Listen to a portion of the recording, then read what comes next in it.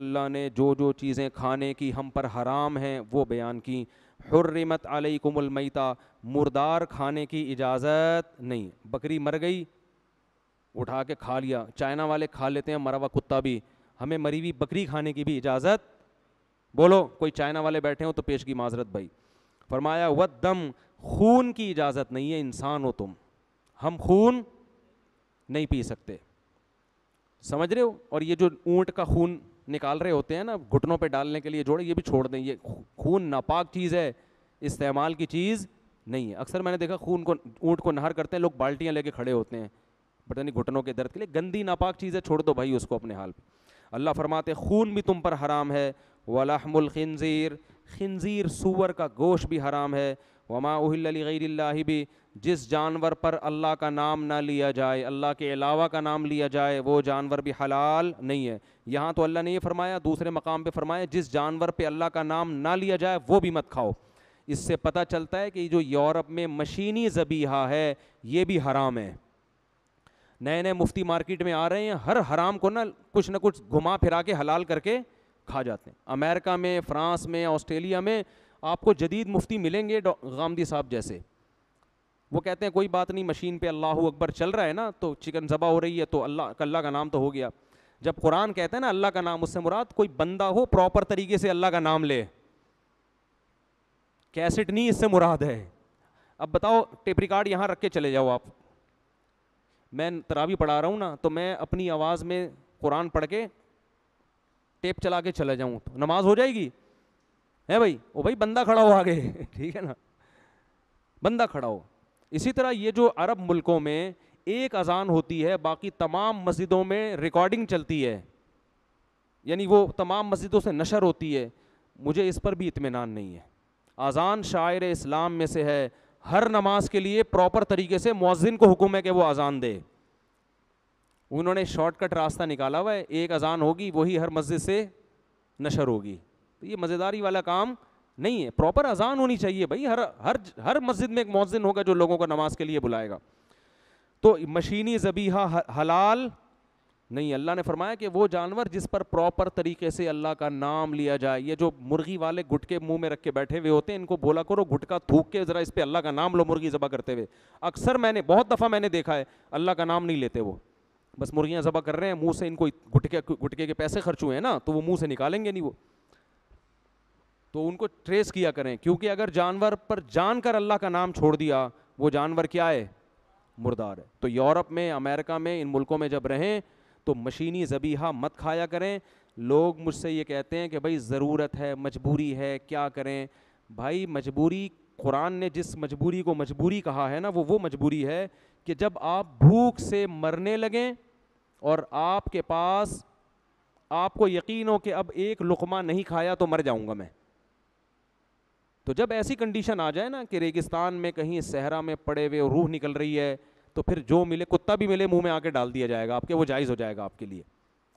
تھوڑی دیر کے لیے انسان یعنی چھوڑیں وہ کتا پن جو ہے نا دکھا دے وہ, لیکن یہ کوئی مجبوری نہیں ہے, کیونکہ چکن کھانا فرض نہیں ہے اسلام میں, میٹ کھانا فرض نہیں ہے. ایسی صورت میں آپ سبزیاں کھا کے گزارا کریں. سمجھتے ہیں کہ نہیں سمجھتے؟ تو حرام کو بڑی ڈھٹائی کے ساتھ لوگ وہاں جا کے کھا لیتے ہیں کہ یار کیا کریں. ایکچولی ہمارے ایک رشتہ دار گئے وہاں لندن میں نے کہا وہاں تو چکن بڑی مشکل سے ملتی ہے. اس وقت تو بہت مشکل تھی. انہوں نے کہا یار ہم احتیاط کرتے تھے, اب جس حد تک ہو سکتی تھی, اگر نہیں ہوتی تو پھر کھا لیتے, اب کیا کرتے. ایسا تھوڑی ہے بھائی, اللہ نے اجازت نہیں دی ہے. تو جس جانور پر اللہ کا نام نہ لیا جائے وہ سور کی طرح کیا ہے؟ حرام ہے, چاہے وہ دیکھنے میں کتنا اچھا لگے.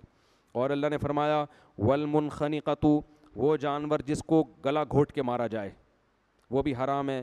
والموقوذۃ, جس کو پتھر سے مار کے ہلاک کیا جائے وہ جانور بھی کیا ہے؟ حرام ہے. اسی وجہ سے بر صغیر کے علماء کہتے ہیں کہ گولی کا شکار بھی حلال نہیں ہے اس آیت کی روشنی میں,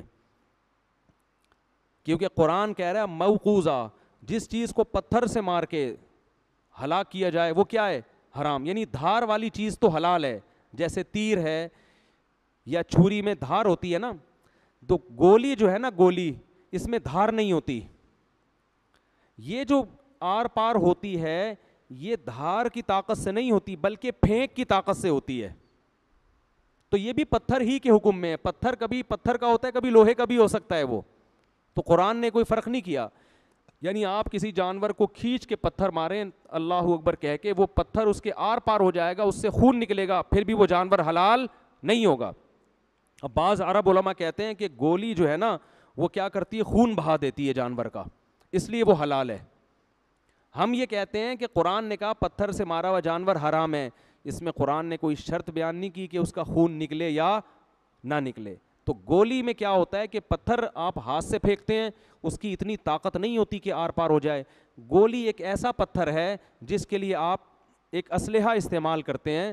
ایسا ہی ہے جیسے اس کی نال میں پتھر رکھ کے فائر کر دیں یا کلاشن کوف کی گولی رکھ کے فائر کر دیں, حکم پہ کوئی فرق نہیں پڑے گا. ہاں کلاشن کوف کے آگے کوئی یعنی کوئی ایسی بندوق ہو جس کے آگے دھار ہو, یعنی تیر لگا ہوا ہو, بلیڈ لگی ہوئی ہو, اس سے اگر بسم اللہ اللہ اکبر پڑھ کے فائر کریں گے, وہ اگر آر پار ہوگا اور اس سے خون نکل جائے گا جانور کا, تو وہ جانور کیا ہو جائے گا, حلال ہو جائے گا. دھار والی چیز جانور پہ لگنا ضروری ہے, جو پھینکنے کی طاقت کی وجہ سے اندر جاتی ہے اس سے جانور حلال نہیں ہوتا. یہ دور اباحت پسندی کا ہے, لوگ آسانیوں کی طرف جا رہے ہیں. تو جب پرندوں کا شکار کرنے جایا کریں, جانور کا شکار کرنے جایا کریں, تو اگر آپ نے گولی سے شکار کیا ہے تو اگر ذبح کرنے کی نوبت نہ آئے تو وہ جانور مت کھایا کریں, اس کو کیا کر دیں, چھوڑ دیں, وہ حرام ہو گیا. ہاں آپ نے گولی سے شکار کیا, قریب گئے, جانور تڑپ رہا ہے, آپ نے اس کے مرنے سے پہلے اس کے گلے پہ چھری پھیر دی, تو وہ جانور کیا ہو جائے گا, حلال. ہاں یہ ضرور ہے کہ اگر آپ نے گولی کے بجائے تیر سے شکار کیا, ارطغرل کے ڈرامے دیکھ دیکھ کے آپ کو تیر اندازی کا شوق پیدا ہو گیا, تیر سے, اب مزہ بھی تیر کا ہے, ایسا شوں کر کے جاتا ہے, یا آپ کے پاس کوئی ایسی بندوق ہے جس کے آگے تیر لگا ہوا ہے, یا ایسی گولی لگی ہوئی ہے جس کے آگے بلیڈ ہے, جس کے آگے کیا ہے, بلیڈ ہے, تو پھر جب آپ اس سے شکار کریں گے بسم اللہ اللہ اکبر پڑھ کے, وہ شکار اگر جانور کو, وہ تیر اگر جانور کو لگے گا تو اس میں فوراً آپ پر لازم ہے کہ آپ جانور کی طرف بھاگیں, اور وہ تیر آپ نے پھینکا اللہ اکبر پڑھ کے, آپ جیسے ہی جانور کے قریب پہنچے پتہ چلا جانور کا انا للہ ہو چکا ہے, تو بھی وہ جانور حلال ہے. سمجھتے ہو کہ نہیں سمجھتے ہو, تو بھی وہ جانور کیا ہے آپ کے لیے, حلال. لیکن آپ قریب گئے, دیکھا کہ ابھی تڑپ رہا ہے اور آپ نے اسے ذبح نہیں کیا, تو پھر وہ جانور آپ کے لیے حلال نہیں ہے. تو یہ حکام سمجھ لیں. والمتردیۃ, وہ جانور جو پہاڑی سے گر کے ہلاک ہو وہ بھی, والنطیحۃ, ایک جانور نے دوسرے جانور کو مار کے ہلاک کر دیا وہ بھی حرام ہے. میں جب ساؤتھ ادھر تنزانیہ میں تھا تو وہاں ہم نے, وہاں پتہ ہے کیا ہوتا ہے, شیر آتا ہے نا, کسی زیبرے کا شکار کیا اس نے, اسے گرا دیا, تو وہاں مسائی قوم کے لوگ کیا کرتے ہیں, ڈنڈے لے کے آتے ہیں, شیر کو مار کے بھگاتے ہیں, اور وہ اس کا زیبرا یا جو بھی ہرن ویرن گرایا وہ کھینچ کے وہ لے جاتے ہیں. اس وقت مجھے اندازہ ہوا کہ اسلام نے کیسے پیارے احکام دیے ہیں یار. اسلام کہہ رہے جانور کا شکار تم بولو نہیں کھا سکتے. اب بظاہر اس حکم کی حکمت سمجھ میں نہیں آتی, بھائی شیر نے تو دانتوں سے پکڑ کے خون بھی بہا دیا نا, گویا ذبح ہی کر دیا. اللہ کہہ رہے نہیں, یہ انسانیت کے لیے گری ہوئی حرکت ہے. یہ بہت, وہاں دیکھ کے لگ رہا تھا یار تم انسان ہو یا کتے ہو, کیا کر رہے ہو. یہ شیر نے اپنے لیے شکار کیا ہے, وہ جانور مرا ہوا ہے اور آپ اسے گھسیٹ کے ہے بھائی لا کے کھا رہے ہو. بہت گھٹیا حرکت لگ رہی تھی. اس وقت میں کہہ رہا تھا الحمدللہ الذی علی نعمت الاسلام, تمام تعریفیں اس اللہ کے لیے جس نے ہمیں کیا بنایا, مسلمان. یہ بہت اخلاق سے گری ہوئی حرکت لگتی ہے. تو یہ بھی نہ کیا کریں کہ جانور نے کاٹا ہوا ہے ٹھیک ہے, اور آپ اٹھا کے لے. بلی نے کبوتر پکڑ کے دبوچا مارا, آپ نے گواڑے بلی کو بھگا کے کبوتر کھانا شروع کر دیا آپ نے, سبحان اللہ. تو فرمایا وما ذبح علی النصب, جو مزاروں پہ بکرے ذبح ہوتے ہیں اللہ فرماتے ہیں وہ بھی مت کھایا کرو. لنگر کے نام پہ وہ بزرگوں کی تقرب کے لیے جانور ذبح ہو رہے ہوتے ہیں, اس کو بھی ہمیں کھانے کی اجازت نہیں ہے. یہ جو مزاروں پہ جا کے کھا رہے ہیں نا لوگ, وہاں بکرے کٹ رہے ہوتے ہیں, یہ شرک, یہ بھی شرک ہے نا, اس بزرگ کے لیے کٹ رہے ہوتے ہیں, یہ بھی کھانے کی اجازت نہیں ہے. اور اللہ نے فرمایا کہ ہاں تم جو کتوں کے ذریعے شکار کرتے ہو وہ شکار اللہ نے تمہارے لیے حلال کر دیا ہے, بشرطے کہ کتا سدھایا ہوا ہو. کوئی بھی جانور جس کو آپ نے سدھا دیا, سکھا دیا, اتنا ٹرین کر دیا کہ اب وہ اپنے لیے شکار نہیں کر رہا بلکہ کس کے لیے کر رہا ہے, آپ کے لیے کر رہا ہے. تو اللہ فرماتے ہیں کہ بسم اللہ پڑھ کے اگر وہ جانور کو تم نے چھوڑا ہے جنگل میں اور وہ جانور تمہارے لیے شکار کر کے لاتا ہے تو تمہیں وہ شکار کھانا جائز ہے, کیونکہ اس نے اپنے لیے نہیں کیا. تو یہ کتے یا کوئی بھی جانور جس کو سدھا لیا گیا ہو نا, اس میں یہ اصول ہے. کتوں کو بھی سکھایا جاتا ہے, بعض کو شکار سکھایا جاتا ہے, بہت سارے جانوروں کو. تو کتے کا حکم یہ ہے کہ اگر آپ نے اس کو شکار سکھا دیا, آپ نے جانور پر بسم اللہ اللہ اکبر پڑھ کے کتا چھوڑا, کتا اسپیڈ میں تگڑ تگڑ تگڑ تگڑ جا رہا ہے بھائی, اور اس نے جا کے ہرن کو اڑنگی دے کے گرایا, تو آپ پر لازم ہے کہ آپ بھی اپنی اسپیڈ کتے کے قریب قریب بولو کر لیں. اب جب آپ وہاں گئے, کتے نے گرا دیا, اگر کتے نے اس میں سے ایک نوالا بھی کھا لیا تو اب وہ آپ کے لیے جانور حلال بولو نہیں ہے, کیونکہ اس کا مطلب یہ کتے نے کتا پن کیا اس دفعہ, یہ اس نے آپ کے لیے نہیں بلکہ بولو بھائی یہ ابھی صحیح طرح سیکھا ہی نہیں ہے. خود اگر ایک نوالا بھی کھا لیا نا تو یہ کتے نے کیا کیا اس دفعہ, کتا پن دکھایا پورا, ٹھیک ہے, ابھی یہ سیکھا نہیں ہے.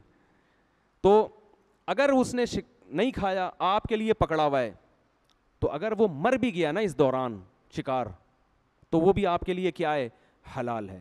اس لیے کہ کتے کے جو نوکیلے دانت ہیں وہ تیر ہی سمجھے جائیں گے. گویا کتا آپ نے پھینکا ہے تو تیر پھینکنے کا ایک یہ بھی طریقہ ہے, ٹھیک ہے نا, یہ بھی جانور آپ کا ایک آلے کے طور پہ کام کر رہا ہے. تو کتے نے جو دانتوں سے اس کو پکڑ لیا تو یہ جانور کس کے آئے. لیکن یہ ضروری ہے کہ آپ کے پہنچنے سے پہلے پہلے جانور مر چکا ہو. اگر آپ قریب گئے اور جانور زندہ تھا تو پھر آپ پر فوراً اس کو ذبح کرنا لازم ہے. ذبح نہیں کیا تو پھر یہ حلال نہیں ہوگا. سمجھتے ہو کہ نہیں سمجھتے؟ بعض کا بھی یہی, بعض کے بارے میں علماء کہتے ہیں کہ اگر بعض نے تھوڑا سا اس میں سے خود بھی کھا لیا تو بھی وہ حلال ہے, کیونکہ بعض کو اتنا ٹرین کرنا ممکن ہی نہیں ہے کہ وہ ایک نوالا بھی نہ کھائے, کیونکہ کتے کو تو چترول لگتے ہیں تو سمجھ جاتا ہے, بعض کو 2-3 چترول لگ گئے تو مر جائے گا بیچارہ, ٹھیک ہے نا. تو وہاں ضرورت کی وجہ سے اتنی گنجائش ہے اس کی. یہ کچھ